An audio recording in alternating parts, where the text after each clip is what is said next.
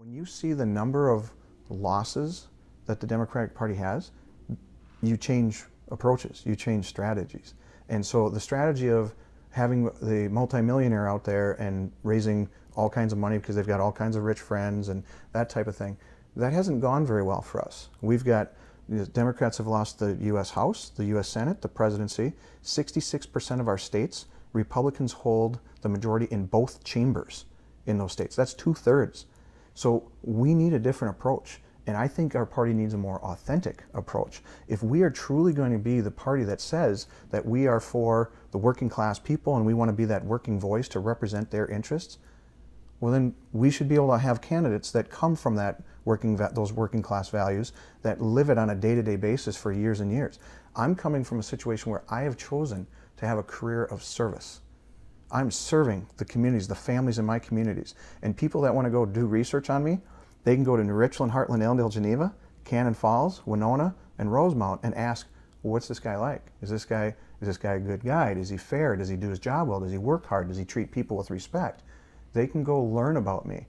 And I think the more that people do that, I think the more that's going to help in our bid to get where we need to get to. And there's a reason I'm doing this, because I think that I'm a better candidate than Angie Craig. And I think the voters of District CD2, I think they deserve to have competition.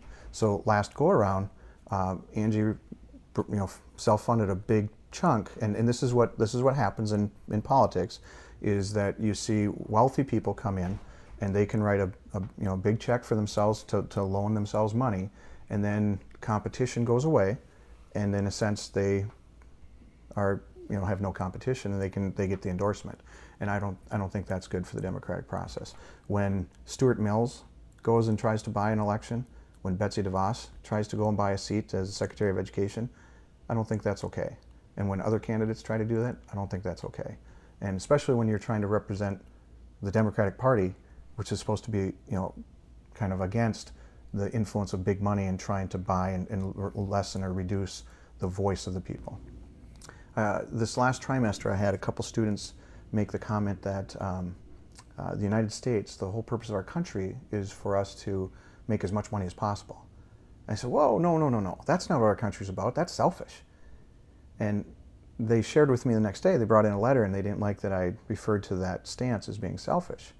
And then they had some quotes from Adam Smith's Wealth of Nations, which promotes the business perspective quite a bit. And so we arranged a time to meet, and I went and got some other excerpts from Wealth of Nations that talked about greed, talked about the need for regulation, the role of regulation of government to have a balanced society.